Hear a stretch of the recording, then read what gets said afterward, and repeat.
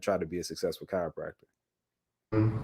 Yeah, no, most definitely. Thank you. There was so much there. There's so much detail that you teased out there of like, yeah, we don't have as much time and Hmm. energy as chiropractic students as we do as pre-chiropractic students. And Right. there's a lot of skills that you could develop as a pre-chiro student that's going to serve you when you get to clinic and have you feeling like, yeah, that time that I put in before chiropractic school was is serving me right now, Hmm. right here Hmm. in this clinic experience. And then obviously when you graduate, you touched on a couple of things that I would love for you to go a little deeper on.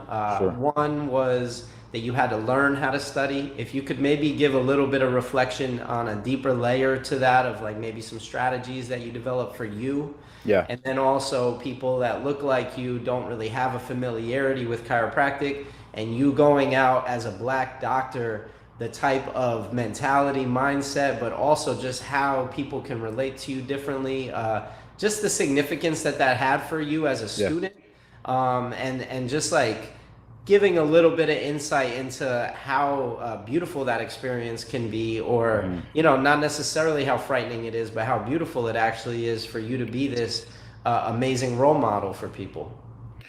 Yeah, first off with the studying, like I said, I didn't even realize that I didn't know how to study or how to prepare, for tough exams. Because I was kind of blessed in that area as a kid to be able to, have good understanding of things.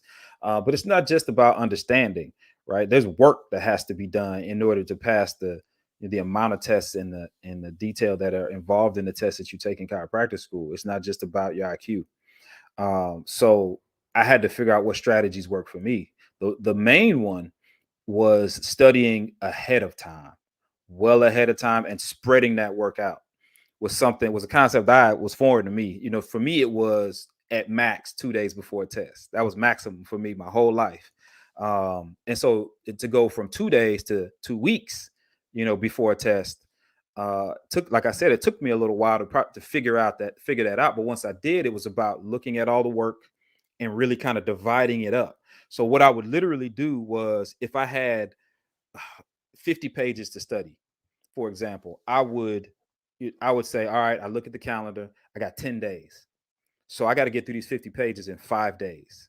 So I'm really going to study 10 pages a day. So now when I'm done at day 5, for the next 5 days, I can go through the stuff that I had a little more of a tough time with and just kind of breeze over the stuff that was easy for me.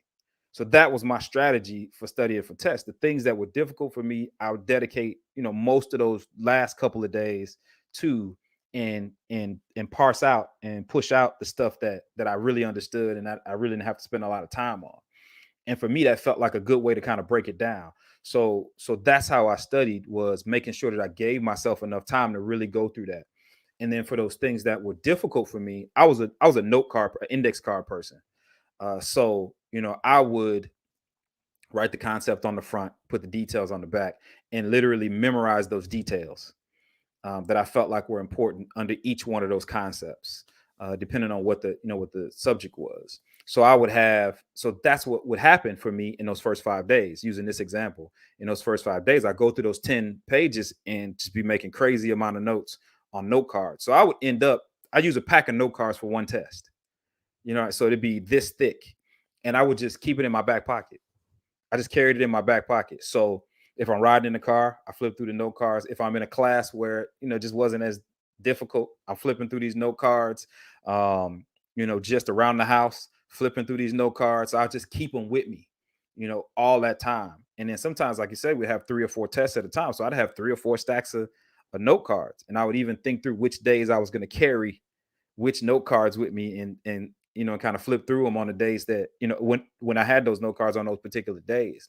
So that was a strategy that really really worked for me, because I'm a person that needs repetition, right? There's concepts that I can grab and understand really quickly, but information that's disorganized, information that just doesn't make sense, kind of can't be told in a story, I have more of a difficult time with.